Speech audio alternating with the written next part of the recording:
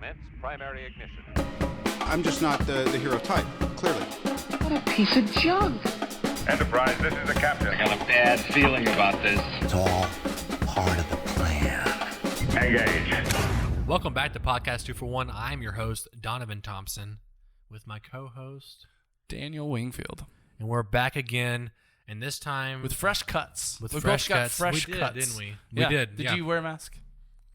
Did you have to wear a mask? I did. Yeah. Yeah. Inside. Did they take your temperature before you went in? They did. Yep. Same here. Yeah. You know, a weird one I heard that my barber was telling me, they can't have more than 2 hair dryers on at one time. Yeah, That's because a health it's blowing governor, the air health around. regulation. Yeah. Interesting. Yeah. Yeah, it was an experience. Yeah. Yeah. Yeah. I forgot about it already. Yeah. But yeah, I got a haircut. I was always Trust imagining me. though, I was like, what if there's one of those tragic situations where, man, I look so good with this haircut and a mask. And then you take the mask off. It blows up, not working anymore. I don't know. I was imagining like some kind of anime really? fucking ninja See, haircut. I thought you were going with like what it'd been tragic if you had a haircut and you were like, I really need this hair off my shoulder, and like we can't turn on 2-3 blowers. And you're like, fucking, I'm a customer, and they did it, and you caused a whole nother pandemic to start. That's what I thought you were going with that. Yeah, I guess that could have happened. Today All we're right, talking the Snyder Cut, and if you don't know what the Snyder Cut is, we will inform you. Get out of your fucking your fucking rock. And that's For one. that's number 2. Get out of your fucking rock, because it's Under- like it's I been a said- very topical thing, especially with nerds and fandom. But I really think it's really made a lot of headway in the headlines in the last 24 or 48 hours. Yeah, And- it's very specifically within that time. I mean, Yeah.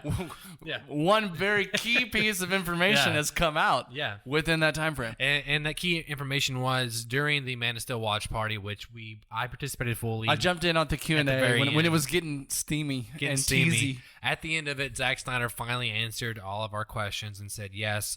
Zack Snyder's Justice League, known as the Snyder Cut, will release on HBO Max in 2021. There still needs to be visual effects needs to be completed. Our $20 to $30 million budget. That's the of rough post-production, estimate, which is nuts. yeah. And then Movies are made on less. yeah, but I mean, and we'll get into this, but a lot of it was already done, or Yeah. ahead of time. But it's just to me, this whole situation is kind of crazy. It's unprecedented. Right? Like it's soon. It's unprecedented. it's kind of wild. That for one, that we're getting a director's like very different version of a film that of course, Justice League had big problems. It was not a good movie, right. but it dripped of corporate production studio oversight. Of that and like Frankenstein syndrome. Like Yes, where it was like a tale of two directors. and it was but even that second director, it felt like he was guided by committees of what's good for superhero movies or something. And he was, yeah. And of course, Joss Whedon is the originator of the Avengers, yes, at least from a directing point of view. So part of that is just coming from what he knows. But yeah, it just the final film of that just felt like this wasn't one person's vision. Like there was no one that sat down and said, "This is the movie I have in my head." This was, like you said, a Frankenstein. Yeah, actually, fun facts for the viewers. I love fun facts. Me and Daniel saw Justice League together for the first time. At that time, he had not seen BVS. That's Batman v right. Superman. Was that your first viewing? That was my first viewing. Really? Yeah. In 3D at the rave that night? Pretty sure. We went to Olive Garden first? No, it wasn't. Never yeah. mind. I was trying to say, like that. That was my second viewing, I guess. Yeah. Or third viewing. At least, yeah, exactly. Yeah. It was my first viewing. I remember I was trying to use MoviePass, and that fell through. Back when MoviePass was a thing. Man, MoviePass. Wow. Blast from Anyway, the past. This Blast from the episode, MoviePass. I want this episode to be your one-stop shop for everything Snyder Cut.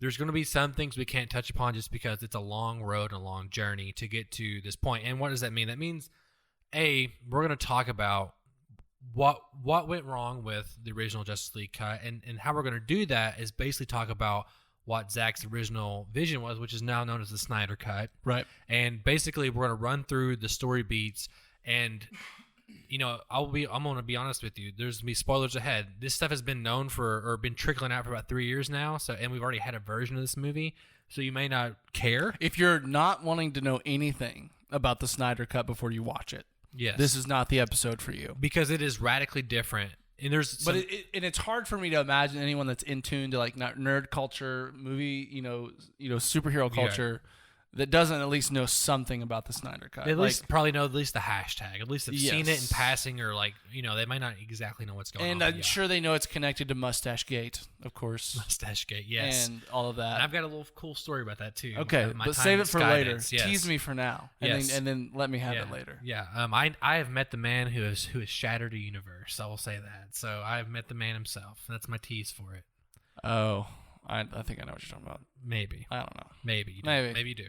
Anyway, so by virtue of discussing the Snyder Cut and its plot points, we'll A, spoil it, and B, retroactively talk about the original release. And then the other cool thing we're going to do here is we're going to talk about Zack's original 5-movie plan, starting with Man of Steel all the way to Justice League Part 3. And we're going to touch upon all the story beats, and basically it actually mirrors Endgame, and their beats quite a bit. And this is before Endgame come out, keep in mind. So this is stuff that like... but this wouldn't have come out before Endgame. All of these movies. Well, actually, Justice League 2 would have come out this year or last year. So yeah, you're right. It would have come out at the same time. It would have been kind of actually really like similar. So they might have had to change some stuff. I bet if Warner Brothers had sniffed what Endgame was and realized it was similar, they would have pushed Justice League. Marvel wouldn't have budged. Marvel's been like, fuck you, we're Marvel. Marvel wouldn't have budged. Yeah. But it's kind of weird how similar they are. And you'll see this. But what's cool about this is like we get to kind of go down an alternate timeline here of events of what we would have experienced as viewers.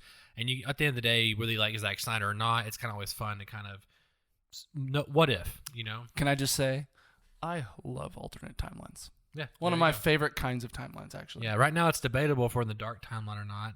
And I say we're not because we got Zack Snyder's Snyder Cut yesterday. I mean, darkest timeline, sideways timeline, all the way at the bottom, Premiere timeline. Premiere timeline sucks. Fuck you, Premiere Pro timeline. Premiere timeline does suck. So let's start off with here a little backstory on just kind of the events leading up to Snyder leaving the movie. Yeah. So, and also there's no news today, that kind of stuff. We're really getting into the thick. There's no news that is worthy. Yeah, of the Snyder Cut episode. This is the news, and we've been wanting to do this. I mean, it kind of is. Yeah. We tried this episode a couple weeks ago, which, funny enough, now I'm glad we didn't. Yeah, now we have the Snyder Cut actually being announced. Yeah. So, as you all know, Man of Steel come out, right? And then we had Batman v Superman was announced shortly after at Comic-Con, which some people didn't like, some people did like. The movie itself, yeah. Well, just the announcement, because they're like, why would you do a Batman v Superman movie without having Batman first, right? And I would argue that the movie kind of justifies that reasoning. Yeah, and I think that's a little bit short-sighted, just even in terms of how movie companies decide to make. We had fairly recently, within 5 years, finished the Nolan trilogy. Sure. And how are you going to top that? And I think it was smart of them, actually, to say, you know what? We're not going to do another Batman origin story. We're kind of Batman origin storied out. Yeah. Let's just find a way to introduce him into an already living universe. And I like that decision. I think that's one of the best parts about BVS. Well, it's really a Batman movie in many ways. But. Right. And whether you like it or not, you can go back to our previous podcast of Batman v Superman retro That's review. True. The retro review. Where we kind of Daniel watched it for the first time. The extended cut, not the original. Yeah, I've never seen the theatrical cut. Theatrical cut. No. This whole universe is just alternate cuts. It's just a mess. It is a mess. It is a mess with very interesting things happening. So, BVS come out, right? And then right at the end of BVS, or of course during post-production, they were gearing up plans for Justice League and Zack's 5-movie plan here. Right. And so by the time BVS rolled into theaters, it got hit with Rotten Tomato scores and critics and fans alike. Yeah, it didn't do well, like 50s, 60s, right? It did, I want to say like 43%, something really was it low. that bad? Yeah, Wow. It got really bad reviews. And so because of that... which what I've heard of the theatrical version probably deserved. Yeah, I mean, honestly, it just doesn't make a lot of sense. I don't know if even the Ultimate Cut would have done, even though I like it much better. Yeah, it would have gotten docked for the length easily, but at least it would have made cohesive sense. Sure. And I think that's where you lose the majority of those points, is where the plot just decides to not make sense anymore. Yeah, true. Skip things. So what happened was, of course, Warner Brothers is really bad about this, but a lot of studios are. They reacted to what's happening in the moment. Fan outrage. Exactly. The vitriol. Yeah. So they said, hey, we got to wind this back a little bit. They pulled a Disney. They pulled a Rise of Skywalker. Yeah, before Rise of Skywalker. Before Rise of Skywalker. Yeah, which is amazing. Yeah. That a testament maybe to Rise of Skywalker, that even though Warner Brothers already did it, Rise of Skywalker has become the noun. It is. That is the fuck up. They pulled a reaction. JJ. They pulled a JJ. I don't blame it on JJ. We'll get into that some other time. It's not his fault. Maybe in like, I don't know, a 50th episode anniversary coming up. I mean, it's like, yeah. I mean, like, comparing that to JJ is like saying, well, they promoted a new captain while the Titanic was sinking, and god damn it, it's his fault it sunk. Some would argue that the Titanic at that point had wings, and then he just fucking sunk it. That's true. Some people would argue that, and I would argue that they're fucking idiots. Yeah, well, so hey, if you want to listen to that podcast, I'm sure you could find it somewhere on our YouTube channel. here's a preview. They're fucking idiots. Yeah, well, okay. There's this podcast. And so essentially, Warner Brothers reacted to the backlash of BVS and said, "Hey, you got to tone this down. We got to kind of get more Marvel-y, right?" And so therefore, man, that must have been like just as a creative that gets notes.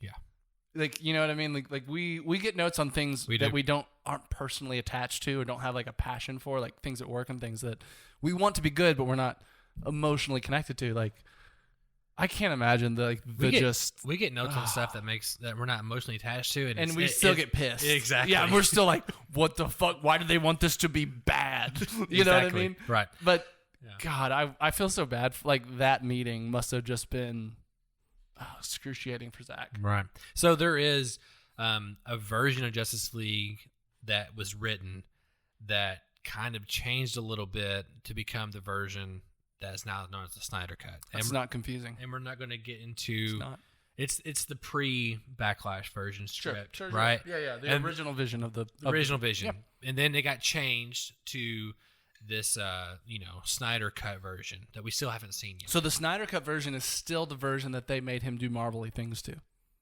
It's a little, yes, but it's not as bad as this.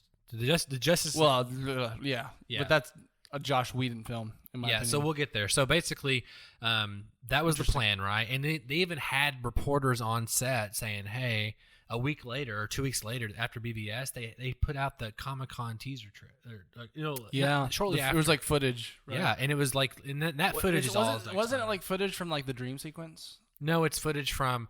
I mean, it's little things like Aquaman walking on the dock. It's Barry and Bruce meeting and that kind of stuff. So they had reporters on the set, and then during Comic-Con they released that footage. That's that they talked about. Okay, I remember that stuff. Which is like considered the first and only true trailer of the but Snyder even that Cut. was still getting like not a lot of hype just because of the Batman vs Superman reception. Yeah, I remember. Yeah, and there was like no visual effect shots or anything. And there was some, but there was nothing like it looked cool, like Steppenwolf or Parademons, nothing like that. Sure. So fast forward to about spring of 2017, the year that Justice League is going to come out, and not only is Zack Snyder met with personal tragedy and his daughter committed suicide, the studio just did not like what they were working with. They didn't like the direction that this was going and all this kind of stuff. So they ended up hiring Joss Whedon. And I mean, man, losing his daughter. I mean, I lost my father a week before I was supposed to start shooting a film. Yeah. And I know it like took me 6 months at least to even get to a place where I could think about the movie again, and especially like, I don't know, there's something that's a little bit more painful about suicide, I feel like, just because they die in a pace of pain. Yeah. That they were in despair in their last moments of life, and that just, especially as a parent, I can't even imagine knowing your child left this world that way. I don't know. I mean, I feel like there's that part of you. They had to give the movie to someone else to even get it finished because he was not in a place where I would assume, just based on my own experiences in life, that he was not up to it. That he needed and him and his wife, who were both working on the movie. And Deborah's a producer. Yeah, heavily working on the movie. I can't imagine them feeling like they could still give their best effort to this movie. Yes, I think there's a part of that, and I also think there was, at that time, before when this all was happening, there is probably a mound of tension between Warner Brothers and Zack Snyder, and that was the final tipping point, and it allowed an amicable breakup. Yeah, right. Yeah, so I think that's what happened. But just like it's just kind of another fuck you to Zack Snyder in a little bit of like a passive aggressive way, I guess. It's kind of like, we know that you can't emotionally handle this right now, so we're going to give you the time you need. But really, we just don't want you to have this anymore. Yeah, and we want to give this to who we want to give this to, which is the guy who made Avengers. Yes. Which is, Oh man, it's just like one of those executive decisions. You can just imagine some idiot in the top of Warner Brothers Tower with his assistant, and he's asking an assistant to put together of good superhero directors, like a list, and that assistant just Googles superhero directors. Listen, I've been in LA. I've been an assistant. I had to look up showrunner names. This is how it happens. And Googled superhero directors, and Joss Whedon was there. He's like, get me Josh Whedon. He'll fix this. Right. Like, it's just like one of those, like, you didn't think that through at all. Like, you were just like, well, that looks good. I'll have that. Copy paste. Right. Like we'll copy and paste the Avengers into the Justice League. Yeah, no, that's what it was, and you can definitely feel the influence of the Whedonisms and that kind of stuff in the movie. Yeah. Which I would even say have aged poorly in his Avengers movies, especially one. I feel like they're not even the way he wrote Captain America. It's so much better later on when the Russos get a hold of him. It is because it feels more. It's real. It's not so poster boy. It's not so like cheesy. It is. Yeah, you're right. Which part of that was like supposed to be part of his character, but eventually it just kind of gets old. Yeah, well, I mean, and annoying. You get away with it with the first Avengers because it's the first Avengers, and you get a lot of comedic moments out of it. Yeah, but eventually those comedic moments end up being language again. You know what I mean? Yeah. Like it's just like how many times can you make fun of someone that doesn't like cursing? Sure. Or make that a joke. And that's another podcast for another day. We could do a retroactive. I hear that. On Yeah, Infinity War and Endgame. It's a good podcast. Right there. That's a good podcast. Hell yeah. Because we just celebrated the 1 year anniversary of Endgame relatively not too long ago. Really? Yeah, we did. It's been a year. Probably it's been a year since our lives have changed. Oh, we watch. So, and here's a few things that Zach did.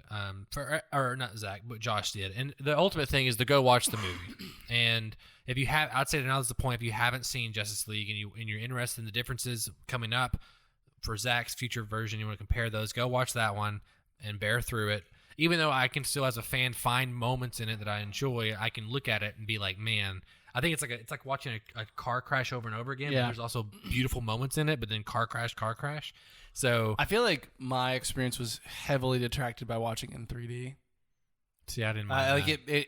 It made it even more of a CGI like muddy mess of CGI to me. Like it was even harder to follow what was happening in these big like epic battles, and yeah, it just became more distracting. I think I probably need to rewatch it normal before the Snyder Cut. See, I literally watched it. I bought it in 3D, and then I went and bought it again in 4K Steelbook. So I paid twice for this movie, which it honestly doesn't deserve it. Sounds like a Monday to you. It is. I support the things I love, even if I don't like it. So that makes sense. That doesn't make sense. Yeah, there you go. That's called a mindfuck. And here's a few of the key differences real quick in broad strokes. Reportedly, Josh went through and he added the Snyder's cut was the original cut was like 4 hours or so, or no, 3.5 hours. He cut it down to 2.5 hours. His cut, and then which or 2 hours and 40 movie minutes. Probably would have made him do sure. it. Even if Zach had been there, he probably would have been forced. Yeah, to do so that. 2 hours and 40 minutes. Let's say that, and then Whedon was come in and he added 80 extra pages of new content. That's a lot.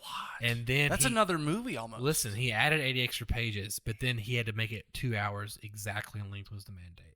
2 hours in length. So was it 2 hours a movie? It's a 2 hour movie. It's 2 hour exactly. It's exactly 2 hours.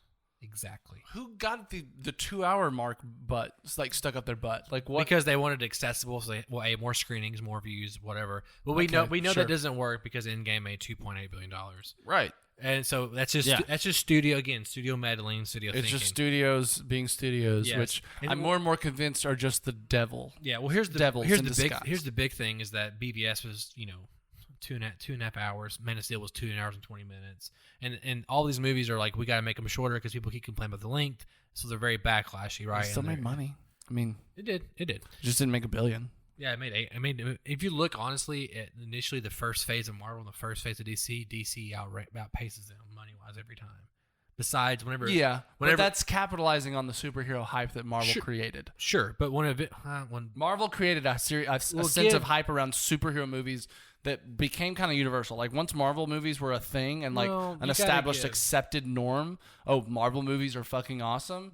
Then anytime someone came up with a new superhero movie, it's like, oh, is this going to be good like Marvel? Like that was kind of always the question. To be fair, The Dark Knight came out the same year as Iron Man, and then The Dark Knight Rises came fair out the enough. same year as The Avengers. So DC has a hand in it. Fair enough. DC has a hand in it. Fine. Yeah, thank you. I'll give you a little bit of credit, Thank Batman. you. Just a little bit. Thank you. So, So think about that 2-hour mandate, and it was the original cut was 2 hours and 40 minutes, whatever. And then also, so he has to cut 40 minutes, and then on top of that, 80 pages was added in. So the movie was literally restructured. Yeah, Frankenstein is a very, I think, is the most accurate description of what happened. And reportedly, and Snyder said this yesterday. He said, based on what I have heard, and according to him, he has still not watched the theatrical version, which I don't blame him.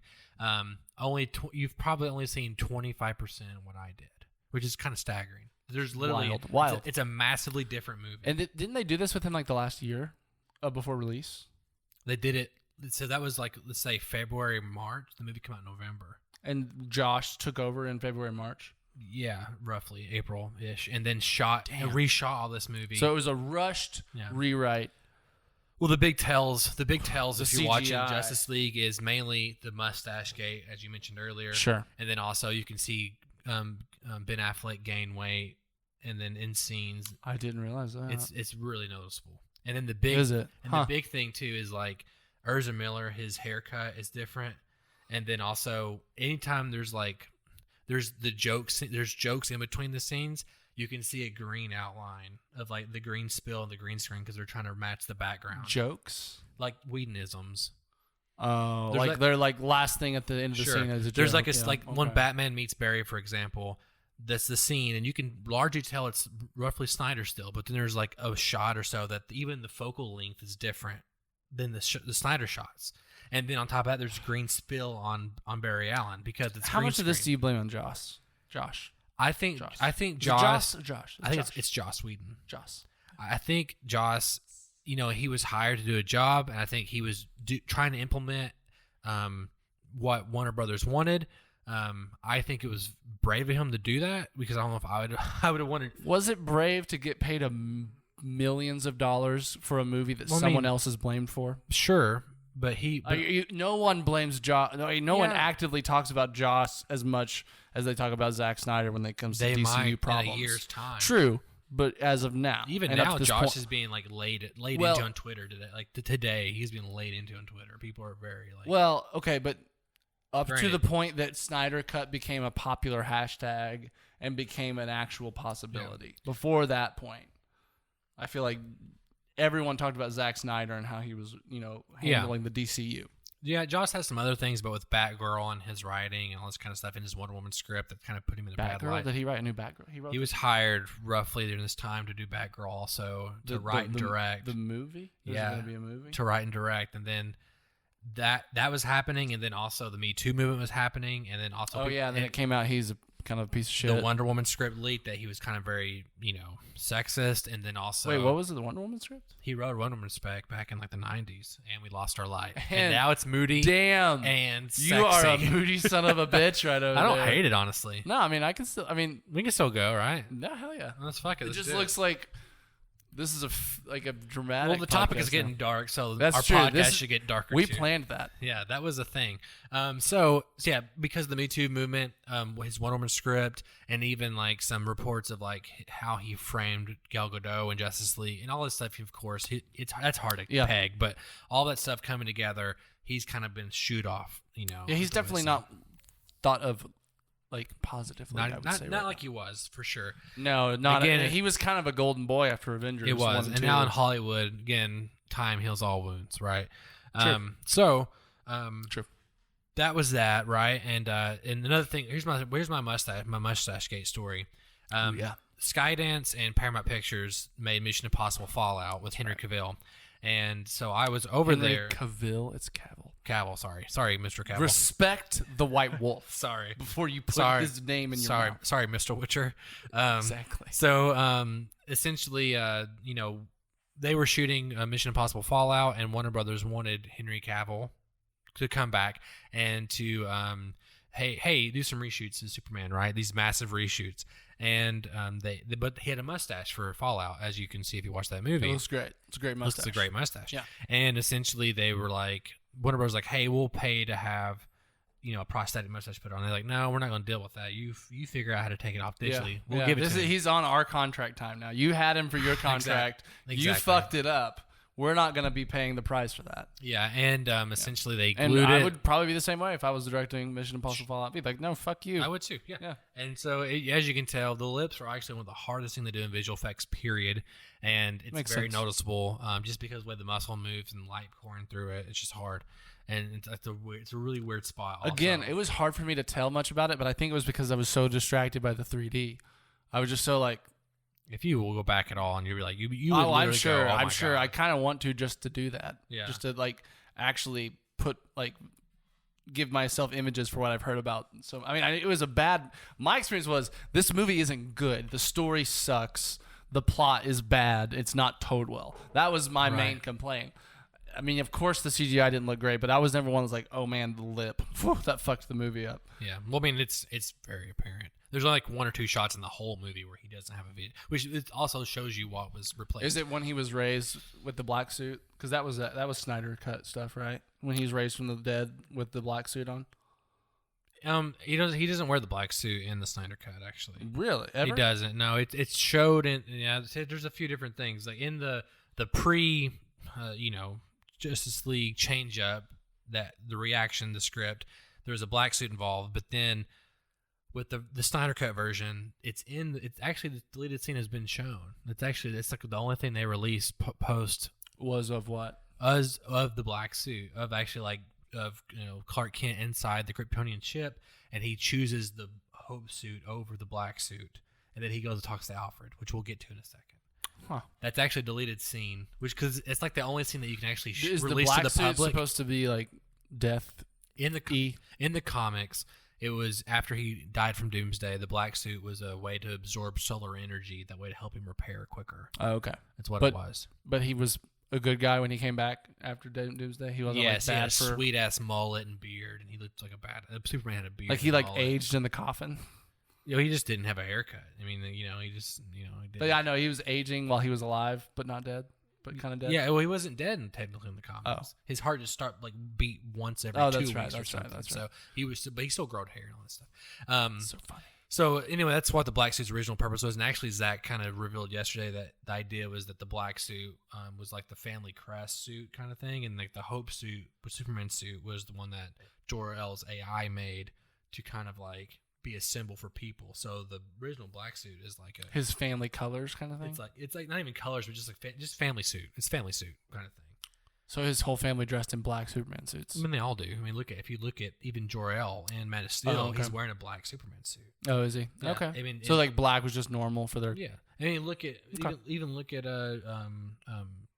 what's his name? Michael Shannon's character Zod. Look at Yeah. Zod, man. Still, he's wearing a black suit with his Zod crest on it. Okay. Yeah. So Okay. think about that. So essentially, what happened was I was at Skydance, and Mission Impossible Fallout was coming out this time, and the head of production was Brad Carlson, and I ended up talking to him in the kitchen, and he was the one. He said, "Yeah, I was part of the decision making of." You talked to him about the mustache? Yeah, because I want. How'd you bring that up? You're like Yeah, heating I up coffee. I was like, so the mustache thing. Yeah, well, was it like that? Yeah, I can't remember exactly how it happened, but it ended up, but I think it has to do with his it's not his intern, but his assistant, and she was talking about it, and it kind of turned into that. Gotcha. But I always called that mustache the mustache that shattered a universe, and I met the man who shattered a universe. He was, Yeah. Did he have any like in like He was basically like any he like was- inside snippets or like he was basically perspective? like it was kind of like what you said, like, hey, we're not going to budge, like we're making a movie too, and like that kind of thing. And I don't It's blame very. I will say, just this whole story, it makes me like dread ever working for a big budget studio in some ways. in some ways. You know, yes. it's like these are the horror stories that make me never want to direct something that's not indie. yeah, I understand. Like I never want to give up that much creative control, because then like you're Zach and for 2 years at least, or 3, was it 2017? It was Justice League. Yeah, 3 years. So when this comes out, it'll be 4 years. 2.5 years. You're basically hung out to dry by the studio for 4 years, and there's nothing up to this point you've been able to do about it. I mean, if you think about it, if only 25% of his movie Yeah. come out in theaters, it says directed by Zack Snyder. It doesn't even say and Joss Whedon. Nope. It says and Josh That's Whedon. stupid. Josh though. Whedon got a writing credit. Why did they do that? There's something. Is it, I mean, I'm guessing I don't it's like WGA / like Directors Guild rules. there's something there rules. But if I was Zack Snyder, I'd be like, fuck the rules. Put his also, name on it. Also, I don't know how it works, but also Whedon might have contested not to have his name on it. And If typically he was smart. And there's even, if you look at it, whenever Whedon's name comes up, it's right after his name comes up. There's a shot of a homeless man saying, "I tried," Like in the credits. and Whedon shot that shot also.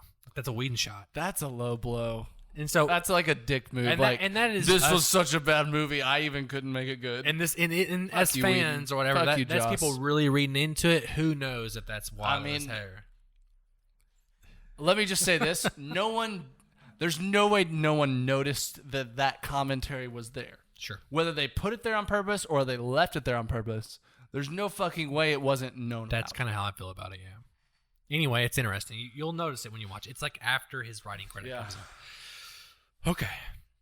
So if you want to know... We're to the Snyder Cut and all that stuff. And now, I think we're to like what's after. Like what the 5-movie plan, right? No, I haven't. Well, actually, let's go through the Snyder Cut. Okay. Because it's a 5-movie arc, right? Go Yeah. back and watch Justice League, Joss Whedon's Justice League, and then now you can see the comparisons. Again, if you don't want spoilers for what's coming out next year, and again, next year also, it might be different. Like, they've had time now. Yeah. They could change things. They could add visual effects. They could add ADR that they plan Sure, on doing. sure. And it could be different than this, but this will probably be a pretty good estimate of what was supposed to come out. Okay. And also what in whatever. So here's the beat by beat analysis of this movie. Hit me.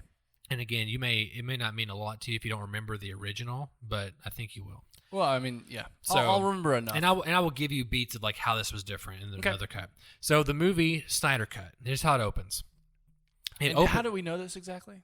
Is it? This is based was on the script leaked? It's not leaked. This is based on people, Snyder talking through Q&As, Okay. leaking small bits of information, and then also a lot of investigative journalism of people finding and leaked images of putting the pieces together, and like Like there's from the people that worked on it, like storyboard type there's stuff. so like much stuff like that. Okay. Yeah. Like shooting scripts or like. Yeah, and now keep in mind the large beats of this are kind of very similar to the theatrical release, but Yeah. all the little things and bullshit that Whedon added, and there's a lot of little things in here that Okay.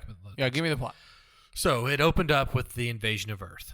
It opened up in like a Lord of the Rings style, kind of like they're fighting Sauron kind of thing. Like it kind of opened up like that, right? Of like this flashback sequence. Okay.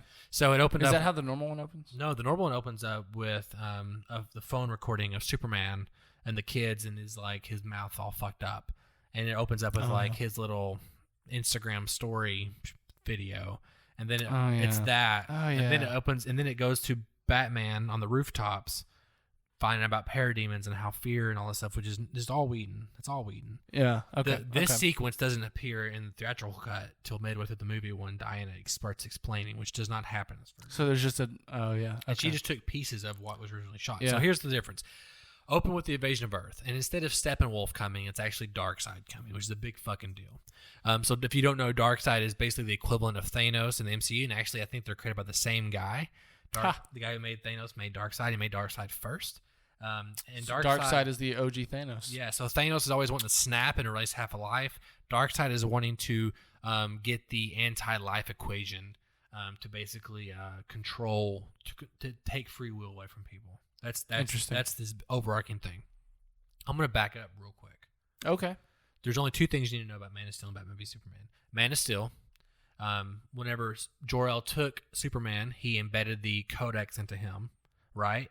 And that's why... What are those again? The codex is basically like a DNA list to make Krypton survive, right? Okay. Yeah, and Zod wants Superman because if he can take that codex, he can rebuild Krypton. Sure. And Superman chooses, no, I'm going to destroy all this stuff, and you can't do nothing with the codex, right? So keep that in mind, the codex. Also, in Batman v Superman, there's the Knightmare sequence, right? Right. Where Batman falls asleep, and then we see Superman has taken over or something and basically kills him, and then he is woken up by Flash trying to go back in time, but then he's woken up again, and you're like, is that real or did that really happen? Yeah. That's the two things you need to know. So let's go back to this. So Darkseid is heading up the invasion, and he's voiced or motion capped by a guy named Ray Porter, who tweeted yesterday, release the Snyder Cut. So he's back in the game now. So now we're going to see Darkseid actually in live action form for the first time, which is a big deal. And they shot in live action. And they shot him. Yeah, they shot him, and they did the visual effects and that kind of stuff. So they're going to finish those visual effects. Cool. And in this sequence, you see Ares and Zeus fight, and Ares was the big bad guy in Wonder Woman. So it kind of tied that together more. So Ares is actually in this version. You see Darkseid was defeated by. You also see more Green Lantern stuff. You see Green Lanterns fighting more, which you saw a little bit of it in the theatrical release. And also a big difference was that Darkseid is defeated, right? Because Atlanteans and Amazons come together. It's very similar to that montage we got. And basically, Steppenwolf is banished because of whatever he did to kind of help enforce Darkseid losing. So Steppenwolf's main thing is like Steppenwolf failed in some form. Which, yeah. So basically, his thing is we got to get the mother boxes to help basically terraform Earth. Yeah. That way, I can present this to Darkseid, and then Darkseid can let me back in the ranks, kind of thing. And Darkseid, they're related, and it's a little different than the theatrical release. There, it's kind of similar but different. So now we go to the mother boxes. They kind of represent fear, alienation, and doubt, and these are the same emotions that the planet was dealing with after the death of Superman. And now that the planet is mourning, the mother boxes are kind of activating. And so they're basically. Do we get any origin of the mother boxes in the old cut? In any cut of anything ever? No, not really. I mean, we get. Are they explained? They're basically said that we put them together to make the Unity, and that. But we don't know what the fuck the Unity is. Are they from comics? The mother boxes are. Yeah, they're from comics, but they're not. It's kind of. Yeah, I don't think there's important in the comics. Okay, so that's kind of a flimsy plot device. Yes, it's a very much. It feels like, again, that to me feels like we need the Infinity Stones, but we haven't built anything into this world that builds up. Like the Infinity Stones are there from Captain America on, right? Are a part of the plot. Yeah, they're woven in for sure. Yeah, and again. Even if the Snyder Cut comes out, you may not like it. Like, just keep that in mind. Right. You may not like it. It could still be a bad movie. So his idea is to get these boxes and use them to overpower the planet so that the anti-life equation can take over or whatever. Or some form of that, whatever. So at this point, Bruce searches for Aquaman, like we see in the original cut. It's much longer. It's kind of like Batman Begins. He's traversing through lands. He goes, we see some of the stuff even in the original trailer that was released. For Comic-Con. He then goes back to Gotham. He starts fighting people and kicking ass, and he kind of finds out I need to go back to Arkham. And during this time, Lex escapes, which is in the after credit scene, which is the after credit scene of the theater cut. Lex escapes in the theater cut. Really? Okay. Yeah. So now this is the beginning of the movie. Wow. Yeah, Wonder Woman is she stops a bombing in England like we saw in the theater cut. But the difference is she doesn't stop all the bombs. She only stops one bomb, and there's two of them. And people die with the second bomb. And it's even in the trailer that was released, the explosion in England, which was not in the theater cut. Yeah, I remember that being kind of a happy bow on it thing. Yeah, and actually she fails, or kind of somewhat fails. And basically she's like a little upset about it, of course, and it's more darker tone, right? Also, so she carries the guilt of killing these people, and it's kind of leads into her arc of taking over the team because she doesn't want the deaths of people on her hands. Yeah. So Barry Allen also saves Iris West. Iris West is not even in this cut. Who is Iris West? It's his love interest. She's even in the TV show. It's his Lois Lane, basically. Okay. So there's a scene after the England scene where he saves Iris West, which actually has leaked online. This scene has. Is it any good? It's it's nice. It's not finished visual effects. And sure. There's even things of him like poking in the window that was in the first trailer. That's what the scene's from. Huh. So he saves her, and it's kind of building up Barry Allen. We go to Daily Planet. Martha Kent and Lois Lane are there. They discuss Clark's death. Martha's being evicted from the house, and they totally reshot this in the Whedon version. It's just it's night and day. Martha's being evicted from her house in Kansas? Yes. Okay. Where were you, Bruce? I thought you were supposed to be like, I'm going to take care of everything at the end of BVS. Like, that was like the ending shot was him at the funeral being like, you paid for the funeral, but you're not going to make sure she doesn't get evicted with your fuck you money? Well, here's the thing. At the end of Justice League, the theater version, he does pay for her house. Yeah, but he would have done that before. You're right. I never thought about that. Like a false, like, wait, I thought the whole totally point right. of the end of BVS Here's the thing, though. That moment where he's like, he goes, the bank paid for whatever, and he's like, who did they? He goes, well, I bought the bank. That's actually from Snyder because it's Snyder. It's a Snyder scene. It's at the end of Justice League. So that's a weird thing. I never. Is that caught, still actually. at the end of Justice League in his? It's still at the end of both of them. Interesting. Yeah, that's one of the small things that carried into both of them. So Gotcha. they discuss Clark's death, all this kind of stuff. Lois visits Superman's memorial, which we only catch in a montage version in the original opening scene. Yeah. So she visits the memorial, and also Jimmy Olsen, the character who played Jimmy Olsen in the old Richard Donner movies, he's there. He's a cop, and he makes a cameo appearance, which he makes a cameo appearance in both versions, actually, in different ways. But he brings her coffee every day at the memorial, so she's there every day at Superman's memorial. It's a longer scene. And here starts the big differences. This one, Cyborg has a big arc in this movie. He's considered the heart of the film, actually, and you really get to see how he becomes Cyborg and all this other stuff, and like basically. So he actually has an origin in this version. It's a huge origin. Like he's not just hey, we found him. No. He's the Cyborg. Nope. So it starts off after our memorial scene. Cyborg is he's not Cyborg yet. He's Victor Stone, and he's at a football game, and his mother's in attendance, and he wins at the Gotham City University game.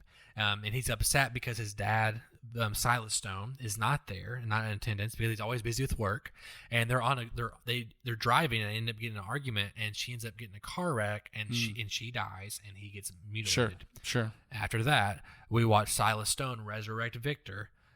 You know the scene in BVS where you see the camera? It's that same scene, but from a cinematic perspective. And actually the whole scene? It's actually the whole scene. A longer scene, I would say? Yes, it's a whole longer scene. That's cool. Yeah, so we get all that information, which is completely gone from the movie. That's interesting because that actually takes place way before BVS then. It does. Like, yeah, timeline-wise, yeah. So then you get Bruce and Diana discussing Aquaman, discussing he's going to go into the team or not, which is kind of similar. That's in the trailer, the original trailer. Yeah.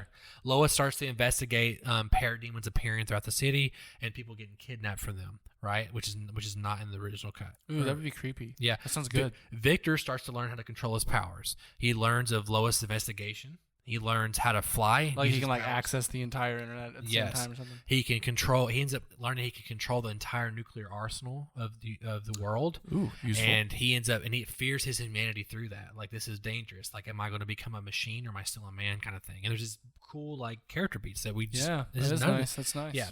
Parademons actually kidnapped Silas Stone, which there's a scene from the trailer where he's looking at a broken window, and that's what that's from, because his Parademons flew off with his dad, which is completely different than the Whedon cut. We see Victor look up the sky. So does he go after them? Well, he ends up at one point even fights a Parademon, hiding a mother box from them, and he ends up learning how to use his cannon, and starts kind of sounds awesome. Yeah, he learns how to use his weapons and everything. Steppenwolf steals Mother Box from the Amazons, which is that's roughly similar to the Snyder thing. That's very similar, actually. Yeah. They do the bow and arrow, and they let one woman know. So I'd say, other than the visual effect of Steppenwolf, which is not good in the Justice League movie. Do you think they're gonna redo that? Yes, that'd be nice. That would help. Help. It's going to be the visual effect that we probably saw in BVS. That version of Steppenwolf. Was that in that BVS? That was a good version, but he's barely on the screen for 5 seconds. Also, he's not fully formed because he's just the liquid metal. Oh, that's right. Telephone version. That's right. But I hope it's something at least ballpark Thanos. Oh, have you? That would be really nice. Yeah, we'll see how much they want to spend on it. I mean, hopefully they're smart enough and they're like, hey, we got to nail this one, because hopefully. I mean, do they though? But also at the same time, this movie, whether it's good or bad, is going to attract a ton of subscribers to HBO Max. Sure, and that's the only point. That's the only reason it's getting greenlit, in my opinion. Yeah, we'll see what happens. I'm very curious. So Steppenwolf, he gets the mother box, right? So then Diana finally tells Bruce about Steppenwolf in a different manner than the original cut. Bruce goes off to talk to Barry Allen, and so that's how we got to build a team together. He goes to Barry Allen. She goes to finds the cyborg. Steppenwolf now invades Atlantis. And here's where it really gets different again too. In that cut, Aquaman fights Steppenwolf by himself, and Mara basically tells him, "It's your duty to do this thing, whatever." Right? It's our first time introduced to Mara in the universe. Aquaman. She's not in the Whedon cut.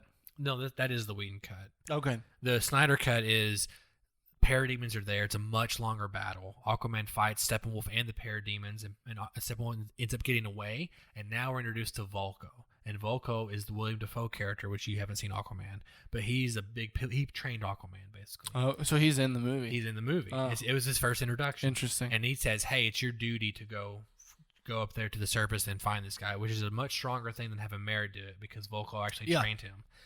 Which again, I like that better. This is setting up Aquaman because Zack Snyder's a producer on Aquaman. Right. So after that, basically, the team assemble. They still fight in Gotham Harbor. They meet on the rooftop. All those similar beats are similar to the theatrical cut. There's more dialogue. Cyborg is trying to figure out his powers during the battle, which is not in the Whedon cut.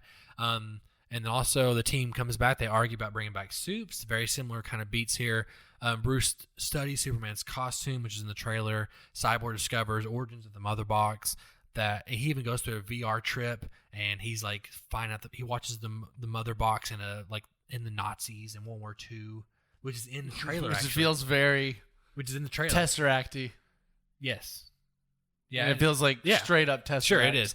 He reveals to the Justice League that Silas Stone's my father.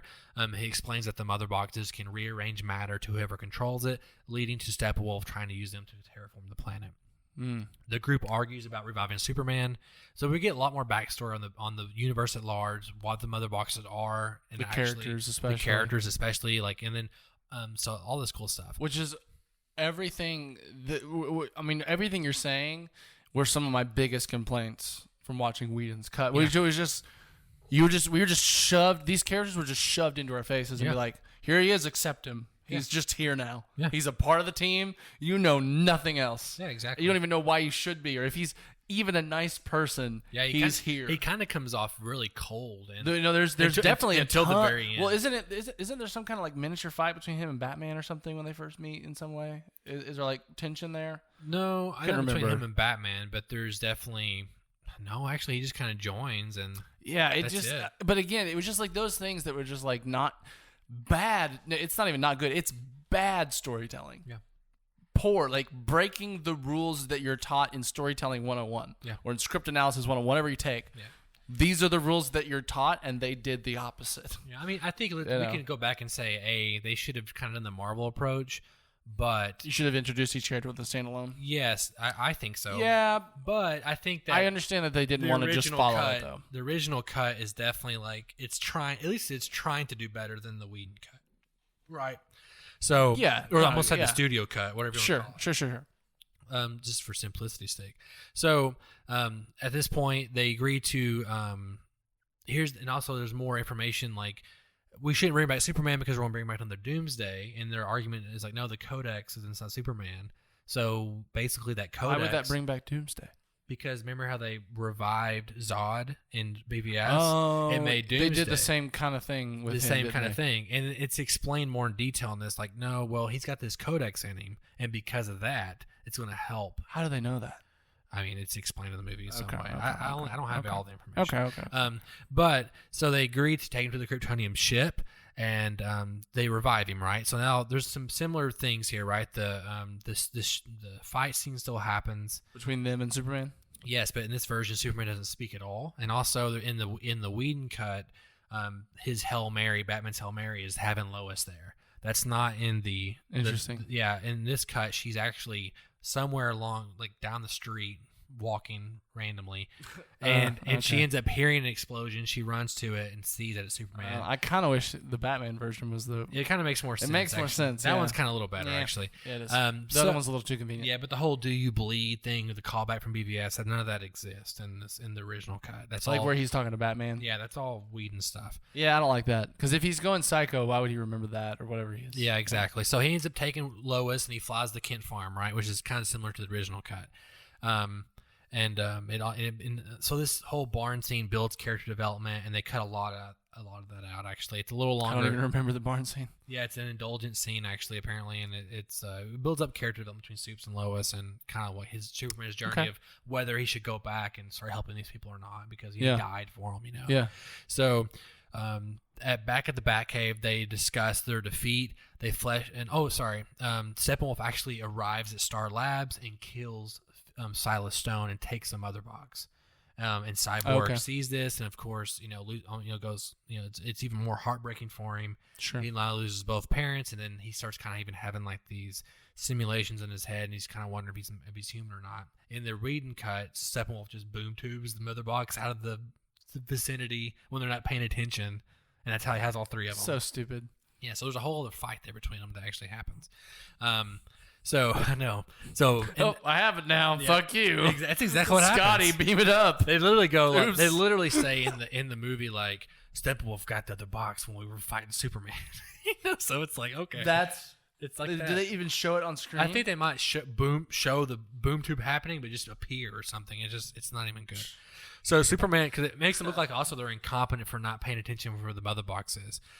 So Superman, so basically lots of incompetence on display in meta levels. Yeah, exactly. So in the Batcave, they discuss their defeat. They flesh out Diana more, how she should be a leader. That gives Batman motive for his suicide mission because Batman's trying to repent. And then also Cyborg lays out the plan for the team. Superman goes to the Krypton ship, which is the deleted scene that we got post the movie coming out. Okay. But there's more to it than that. It's more fleshed out. It's not, This is the choice between the black suit and Yes. Doesn't he in the Whedon? Does he come out of the grave in the black suit? Is that what happens in the No, Whedon he cut? comes out in like shirtless, actually. So when does he put the black suit? He just wears the black suit at the end. He doesn't wear it, period, in either version. I could have sworn I've seen video with him in it. There's a picture that Snyder posted of His original vision with him in the black suit. yes before The studio involvement. yes. Okay.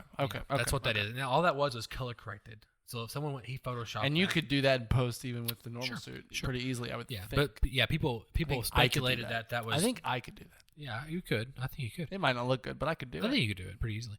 So anyway, what Hear happens that? I is could do it pretty easy. they flesh out. I believe it. Superman goes to the Krypton ship. We see the black suit. Superman chooses the original, which is representation of hope, and Sure. then he goes and visits Alfred, right? And he says, you need to go to the team. We hope you're not too late. And so That's what Alfred says to him. yes, and this would be, of course, in the Snyder Cut. So some similar things play out here where they go and they fight Steppenwolf. It's very largely similar in the battle. The final battle. Yeah, the Whedon cut's different because there's a whole little Russian family. They don't even exist. Oh yeah. They Because don't- it's in that like weird ass place, Random town. and then it starts being like lava everywhere. Is that what happens? yeah, that doesn't and then happen. there's this weird that was weird, and like it just felt so tacked well, on. It felt very small actually because it felt like this. It did. It felt like you're in the middle of nowhere in like some barren wasteland, And there's one small family they gotta say. like some Russian like Siberian like yeah. wilderness. Yeah, so but the idea it plays out the same. But here's the thing: whenever Cyborg is trying to separate the mother boxes, he sees the Knightmare sequence, and so he sees like the same sequence that Bruce Wayne saw in Batman v Superman. So it starts kind of foreshadowing. Right? Is that now? That's not the one where he was in the desert, is it? Yes, that's the Knightmare sequence. It is. Okay. Yeah. Okay. So he sees Darkseid. He sees what would happen if the Unity was completed, right? But the nightmare sequence, he just fights some bad guys and then gets caught. He's looking for kryptonite, which we'll get to in a minute. He's looking for kryptonite. Parademons show up. Superman finds him and kills him. He laser That's beams right. him. Yeah, that's right. And then he's woken up by the Flash, time traveling. But then he's woken up again, and you're like, "Did that? Was he That's dreaming, right. or did That's any of right. that That's happen?" right. That's right. That's right. Trust me, there's some cool stuff come up in a second. That pays all this off. Okay. Give it. Get to the cool stuff. Yeah. So essentially, they defeat Steppenwolf, and here's where the cool thing happens. One woman actually cut Steppenwolf's head off, and there's With a her lasso? with Or her, their with her- blades? with her sword. Yeah. And there's a boom tube opened up, and his head rolls through the boom tube, and basically it rolls back out on Apokolips, and it's stopped by Darkseid's boot.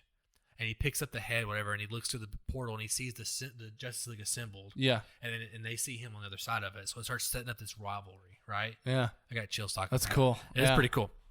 And so, of course, at the end of it, Wonder Woman beheads Steppenwolf, all that stuff, and then we get the denouement, right? So Barry gets a job at Crime Lab. We see the Cosmic Treadmill. He's investigating how to maybe build something like this. Is the Cosmic Treadmill a comic thing? It's how he time travels. Oh, okay. Yeah, Okay. it's literally what he was running on in the Nightmare sequence. Oh, okay, He's okay. running in place. That's Yeah. what he's doing. Okay. So then you see Mara travels to bring Aquaman back to Atlantis, and he says, "No, I'm going to go visit my dad instead," which is how Aquaman opens up.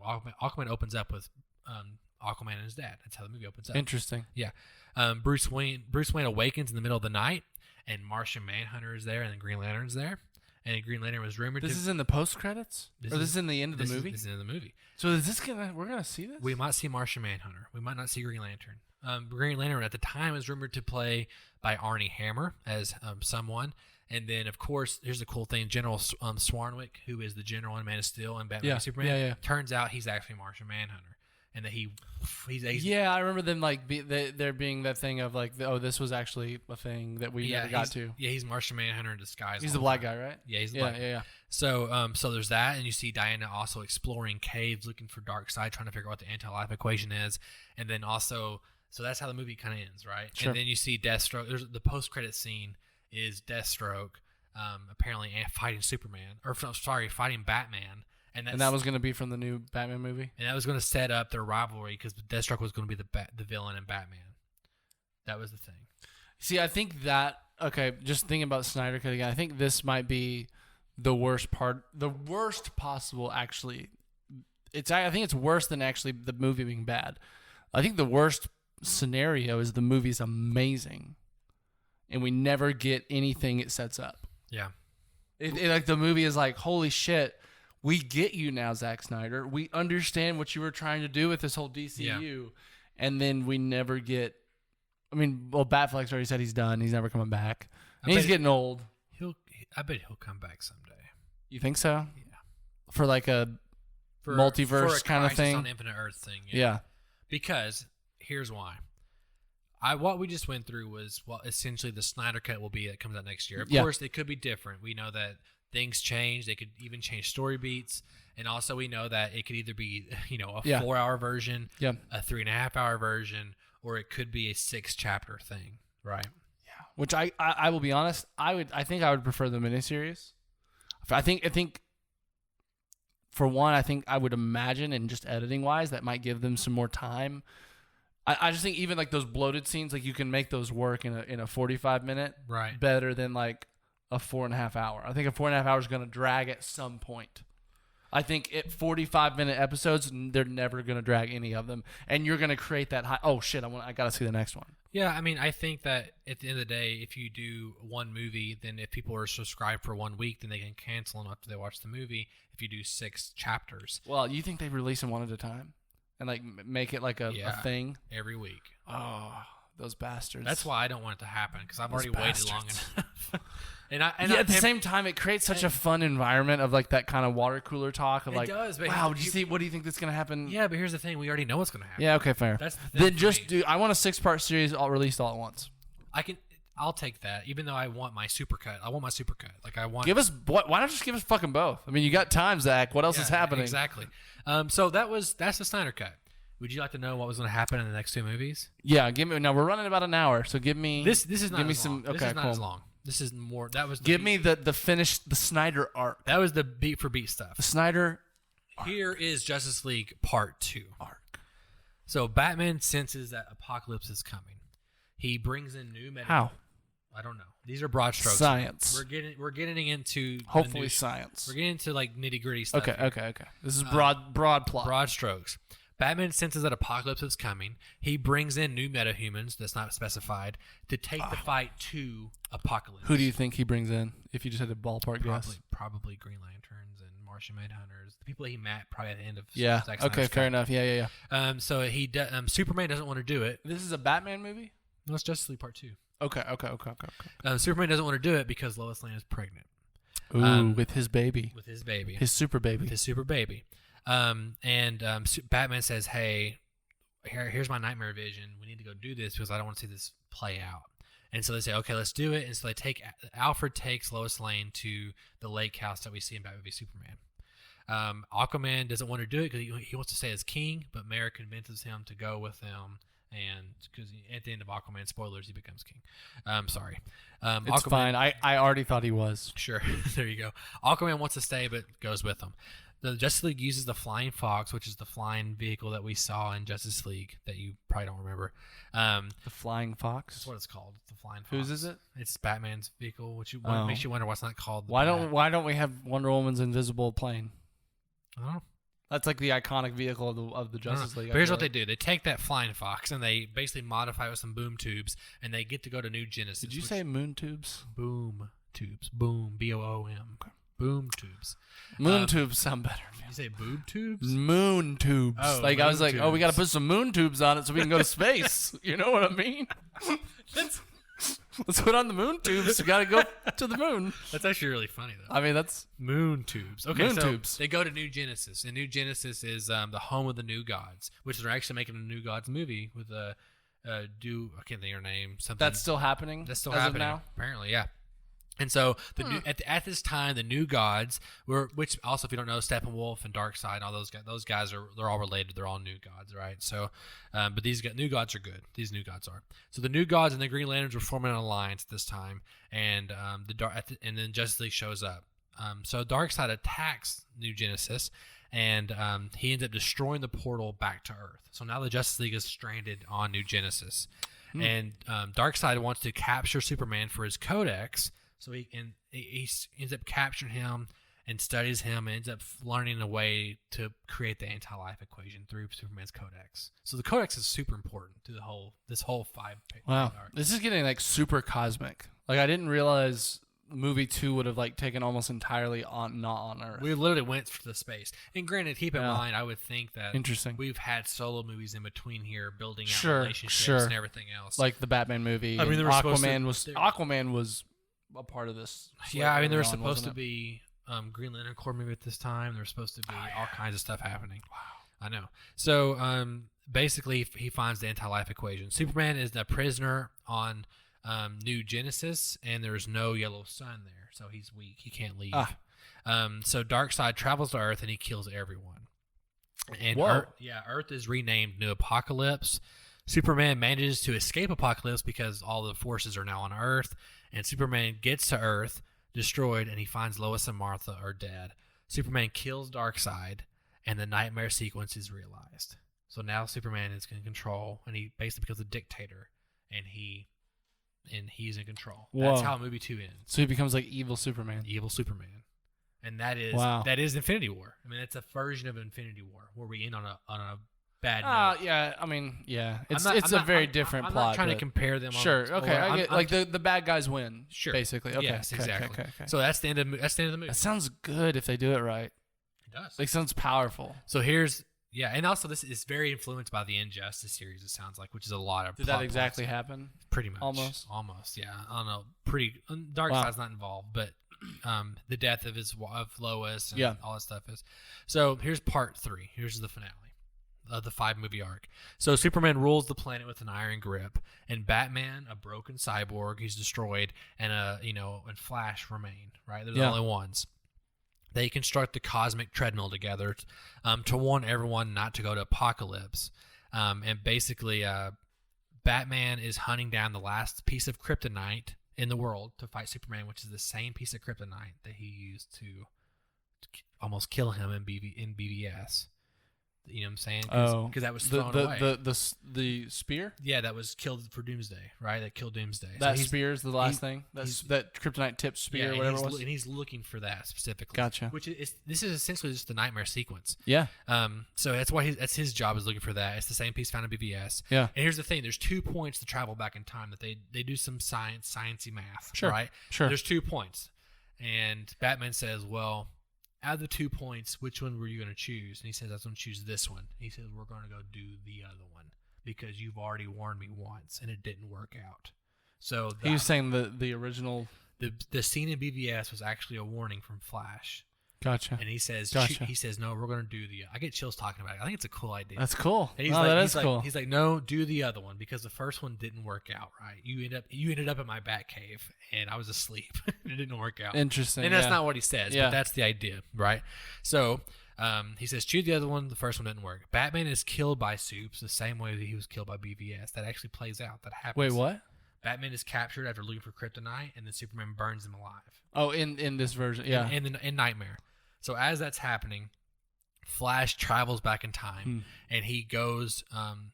He manages to find the League before they depart to go to New Genesis. Yeah. Which is the second point of timeline. Yeah. They take Lois instead of to the lake house. They take her to the cave, the Batcave, to watch her, and all the Green Lanterns come to protect her at the Batcave. Lois So is they're just like trying to prevent Superman going bad. pretty much. Yeah. That's the only thing they're trying to prevent is Superman They're- going bad. Sure, yeah, they're trying to like protect her because then of course Darkseid is going to do what he wants to do. So Lois is the key to keeping Superman good. Batman develops a weapon to kill Darkseid using Superman's codex. Darkseid's army arrives on Earth because initially they were coming to Earth anyway, but Yeah. Justice League went there first. Yeah. Right. So they just wait for him. Yeah, League is prepared this time, and they have the home field advantage. So they managed to unite everyone: the Amazons, the Atlanteans, the humans, the So Greeks. basically a on your left scene. It's exactly what this is. Yeah. Lois goes into labor during the battle during the middle of the battle. And Sure. she gives birth inside the Batcave. Darkseid boom tubes inside the Batcave, which is like teleportation, Sure. right? And before he can get the child, Batman steps in the middle of Lois and Darkseid, and he shoots an anti-God gun, and Darkseid shoots his Omega beams, and they kill each other. Batman dies, and it's Iron Yeah. Man scene. So he uses a gun and kills Darkseid, which Interesting. actually happens in the Final Crisis comic. It's almost panel for panel what happens. Other than Lois, she's not there at this. Yeah. They have a funeral of Batman. There's many heroes that come out of the shadows because of Batman's sacrifice. Cool. And they come out and they reveal themselves. Lois and Clark name their son Jonathan Bruce Kent, and the film ends on a hopeful universe. And that is the 5-movie arc Sounds really good. that we never got from Zack Snyder. That sounds awesome. I mean, like, like as like I'm a visual guy, so as you're saying all this, I'm like watching the movie in my head Sure. and like kind of simulating the emotional beats if it was done right. If it was done, You know, right. like I'm like trying to imagine what those beats would be like if it was done, and like, fuck, that's a good superhero like arc. It's a cool story. Yeah, you're right. There are some definite in-game infinity, like the fact that they fuck up the first movie and they have to go back in time. The second movie is exactly that, but that's Avengers didn't invent that. They just did it first. Sure, and keep in mind this plan was built in 2015. Sure, yeah, and they're both drawing from things that the comics do. Exactly. So there just would have been like discussion about that, but I think that discussion would have been ill-informed and kind of dumb. Exactly. But yeah, man, like just I kind of always there's something, I don't know what it is, but there's something that I've always enjoyed about seeing like the purest of pure be turned evil by like the evils of the world. I don't know what it is, but that to me is always so like impactful or like emotionally resonant that just I would love to see Superman being this evil dictator. I don't know. There's something about imagining those. Even like you think about like we've been talking about some Star Trek in the past weeks, but like Right. Nemesis, right? Yeah. The whole basis of that movie is like, what if Evil Picard? Picard, yeah. What if Picard was raised in horrible circumstances? Yes, yeah. And so, I don't know. That's just always an intriguing thing for anything to do for me, but especially like Superman, who's like the perfect superhero. Right. Like he's the golden child of all superheroes. And Even Marvel. Like there's no one as perfect as Superman. And so I feel like that's just such a great thing to do with the character because you flip everything we know about it on its head, and we get to explore this other side of the character that in any other version of the reality we watch doesn't exist. Right. But in this circumstance where these certain events happened, he's evil now, and he's like this. Yeah, I don't know. There's something cool about like it's the same way like in the Dark Knight Returns comic, right? Right. Is that's the one they based Dark Knight Rises on, kind of, or the Batman vs Superman on, right? Where they fight. Similar, Like seeing yeah. Superman as like this corporate shill that works for the government, Right. was really cool. Because again, it's like seeing this version of him that's been tainted. We've Yeah. always seen the pure, and watching a tainted version of is more. You need to watch the Red Sun animated movie that just came out recently. Is which it good? It's basically what would happen if I've Superman seen the poster for that. He's like a Russian, right? if he landed in like Russia instead of the United States. Sounds kind of like the same thing they did with Captain America. What if Captain America was part of Hydra? Yeah. Oh yeah. Exactly. Yeah. That's what Yeah. that is. And they did it first actually. Hydra people did Captain America thing? Superman okay. did. Like it's like an old comic or Oh, something. that's cool. Was that made during like the Cold War? I don't know. It was kind of I think made during the late 80s, 90s. Well, the Cold War ended in 91. Yeah, maybe I guess so. Cold War ended the year I was born. Really? I guess it makes sense. You know what, Daniel? The Cold War has never ended, That's true. in my opinion.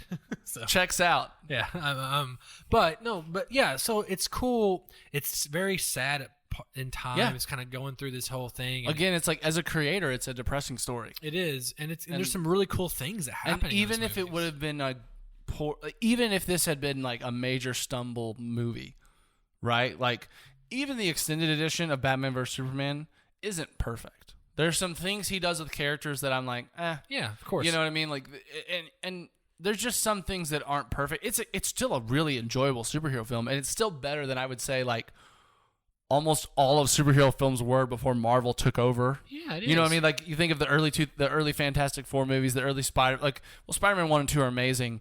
They're amazing, but it's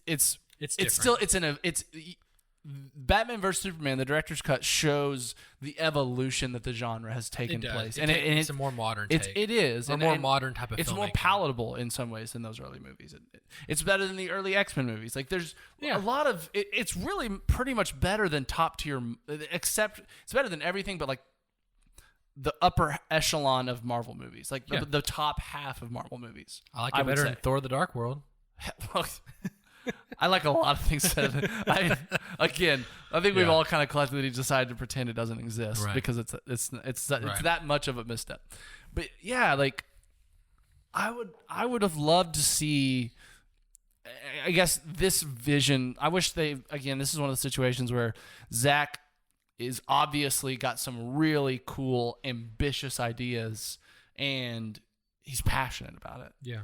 And Yeah. while all of those ideas may not have looked like I would have liked to see them, I think I still want to see his story that he was telling. And I feel like it's even, like I said, even like the sad thing that I think is potentially that this is amazing. The Snyder Cut's awesome, and we don't get anything it's leading to. Yeah. Well, here's the kicker. Yeah. I think that, just like we speculate on Secret Wars, Sure. that they're going to do this multiverse kind of thing. We've already have precedent that the Crisis on Infinite Earth Yeah, thing has that's a already huge happened. part of DC, right? Like that's one of the only multi DC character runs I can name. I mean, offhand. it's- I could name that before like a while ago. Well, I mean, it's the very first ever crossover event in comics. It's Crisis on Infinite Earth. and I'm pretty sure they did that in the Justice League TV show. Yeah, in the cartoon. Well, I mean, look In at the this, though. in like the main cartoon we grew up. Was it Justice League on? Unlimited. And there's, That's the one with like them all walking in the title sequence at the beginning Yes, and all like yes. epically. I think And there's like it's Justice kind of League. like that got shell shaded art style Yeah, almost or something. yeah. I'm pretty sure I remember one where like there's like a bunch of different versions of, and they go to like a version where Batman like is a different kind of Yeah. Batman. He's like he's in white. I Yeah. feel like, but Yeah. he like operates differently. He Oh, uses you're talking guns about, maybe. There's the cartoon movie called, I think it's called Crisis on something. But it's a Justice League cartoon movie. Yeah, that involves like an opposite Justice League. It's like that guy's Night That's Owl. right, You're it talking, you're does. talking about Night Owl. I don't like that movie actually. I think it's a bad movie. Okay, that's what I'm thinking of. I think Darkseid might be in the movie actually, if I remember correctly. I could be wrong, but Yeah, I don't know. actually, funny enough, there's it's the other conversations. But Mm. Ezra Miller appeared in the Crisis TV event. Yeah, as the right, Flash. right. So there's right. precedent that Which who knows Michael if he's Keaton, even going to be that around anymore. Michael Keaton, that Ben Affleck could come back in some form years down the line to tie Yeah. all these characters together. But I guess what I'm sad about is like it sounds like he was doing things throughout these movies that were really going to tie together and feel good, like the Knightmare sequence thing. that's a huge deal. Like that's a big thing. I'm like that would have been fucking awesome. Like if that tied back that three way. movies later. it Yeah, passed, that I would have loved that. And we say 3 movies. Keep in mind, there's been solo movies in between these. Yeah, movies. it could have been like 7-8 years, Yeah. or maybe at least reasonably 6. Yeah. I think reasonably at least 6 years. 2 years in between each one, I would think would be safe. Yeah. Yeah, it's sad. Yeah, like there's just things like that now they're either going to have to retrospectively make sense, which will be hard not to feel shoehorned, especially knowing these execs so far what they've been doing with these movies. Well, I think really we're going to just get a reboot of we're going to get a Flashpoint movie. We're going to get a movie. That's my dream is that we get a movie that basically Flash, hopefully not played by Ezra Miller. Sure. And But you have to believe, I agree, they're going to reset the universe at some point. Yeah. But they're probably not going to give it back to Zach. no, not at all. And I think there's something sad. Like I feel like there's this again, it's like, what's the alternative universe where this all comes out? And Zach potentially is heralded as one of the great, like, auteurs of cinema, superhero cinema. You know what I mean? Like that could have happened. And like kind of seeing, watching BVS and seeing the director's vision, talking about this and hopefully seeing it in a year. It's just like, ooh, there's some really great things about this that now when they reboot, they're going to not do these things like this because they want it to be different and fresh. And it feels like we're losing the opportunity to do some really interesting comic movie things because of how the studios handled everything. Sure. And now we can't just rehash. Those are kind of gone. We can't touch those again for a while. But in all fairness, even reading this stuff off and how much that I would have enjoyed watching this, I think, I'll be bold and say this. I think if you gave me enough time, I could do something that is as big as this and also as respectful to the source material that fans would also rally behind. That would keep in line with character expectation. Fair enough. Yeah. This is not the end all be all of DC. Sure. DC imagination. Sure. Fair enough. This is like it's a cool version that I would like to see. Yeah. But I think even you and I together, we could come up with something that would have been the equivalent of a Marvel, like people all facets rallying behind something together. Maybe we should. This would have been like maybe we should do that. Maybe we should. I mean, Snyder, love him or hate him, people. I mean, like don't really like say huge fans. They don't really like his interpretation of Superman, right? I mean, you look at like fans. I liked it. Sure, but look at fans of Captain America. It's hard for people to say like, oh, I don't like Captain America. Like fans of Captain America. Well, they kind of did it perfect comic-wise. That's what I'm saying. Yeah. There's a version of Superman that can please everybody. You know what I'm saying? Yeah. And that I guess I don't, being not a comic book fan in particular, and just from the outside looking in, Superman's always kind of looked like one of the most vanilla superheroes as far as even just his character type. He's hard to crack. Yeah. And so I think, to me, I loved Zach's version because it wasn't so vanilla. Sure. And that to me was like, cool, a Superman that has nuance, a Superman that's interesting. Yeah. You know what I mean? That's valid. And so you can say that and I'm like, yeah, but I don't actually know. I don't know of the comic source material that is interesting about Superman. I kind of know what we got in Justice League Unlimited or whatever that was just like, he's Superman. Yeah, he's perfect. He's the trump card. Yeah, exactly. You know, he's the guy that gets trapped for the episode, then he gets out and we win. Yeah. No, I mean, hey, I just think that there's a version where we all win, and either way, I think hopefully we'll build to that. I'm looking forward to the Snyder Cut, of course, and whatever form it takes, and I'm just amazed we're getting it. We could obviously talk about how implications for this for other filmmakers in the future, what this means for the Batman, that movie. When does that come out? 2022 now? Is that what it's officially yet? Oh man, I hope not. Or is it officially 2021 still? No, now it's Halloween 2021. Okay. It was like July. Now it's Halloween. That's right. It was a good time. What if this comes out around then? That'll be weird. It'll be like a weird dichotomy. They won't do that. They'll be smart about it. They're still you're right. You're right. You're totally right. They'll probably do it when we have a dead time, and it wouldn't even surprise me that they do it at the end of this year. It'd be like surprise. Sure. I mean, like it's. What if I bet they do it like up against a Marvel something maybe, like just to like because it's streaming too, so you're not really competing with theater. Maybe. And it'd be possible. A way to like keep people at home watching this instead of going to a Marvel movie in the theater. Yeah, I don't know. I feel like at the end of the day, there's that rivalry there in that sense, but I think that it behooves both studios to pump each other up when they can because at the end of the day, they have the same. Yeah. There's enough pie to go around for everybody, and. Yeah, I mean, I do wonder when will superhero fatigue really set in. You know, when will superhero films go the way of the Western? Yeah, it's possible. What I mean? I think that if Marvel does bad, then DC does bad later. Maybe they might feel the effects later, but eventually all trickles down. So I feel like if they're both doing well, then people will still enjoy them. So it helps both companies. Of course, it's fun to be like. DC versus Marvel in some ways, but that's just the fanboys online. The same people that are Sony fanboys or Xbox. They're just so annoying. Like, come on, like no one gives a fuck that you care that much about anything. At the end of the day, I play both consoles and I read both comics. Exactly, and that's I hate the people online that are like, wow, this is the most stupid shit. Everyone knows this. No one does this. And it's like, no, you stupid fucker. You don't care. You particularly. And you think so much of your opinion that you assume everyone else shares it. Yeah. But you're wrong. You're a tiny, minuscule part of the internet that is shouting into the void. No one is hearing you. No one cares that you exist. Yeah, that's right, fucker. This is going out to all the trolls. Just a little sidebar. Sorry, I got in a tangent. There you go. Well, Daniel, if they want to respond to your tangent, how can our listeners write into us? They can grow some balls and come to 241. Sorry, I was trying to think of some kind of badass intro to that sentence, and then it messed up what I actually needed to say. if they have the balls, There you they go. can go to bit.ly/2for1mail. That should be in this lower third region of your screen somewhere, popping up all pretty like. And in the same general area, you can always follow our social media True. outlets like Facebook and Twitter and Instagram. Twitter TikTok. sucks. We don't do Twitter really. We don't so really do Twitter very don't, well. Don't follow on Twitter. And of course, for all your podcast needs, podcast2for1.com is the place to go. Yeah. You can watch it on YouTube, and you can listen to it on any podcast service. We recommend YouTube. It's the best way to consume the content. Yes. Well, indeed. finally, after much build up between us, you Yeah. now know everything about the Snyder Cut and his I basically do. the process and Yeah. all this cool stuff. It's bittersweet. It's It is bittersweet. bittersweet. Can I just say, this is more of a meta commentary, but we just spent an hour 20 on the topic, one topic, just really digging in, and I Yeah. miss this. Yeah. We did this with our Star Wars episodes early on, like Last Jedi and Rise of Skywalker especially.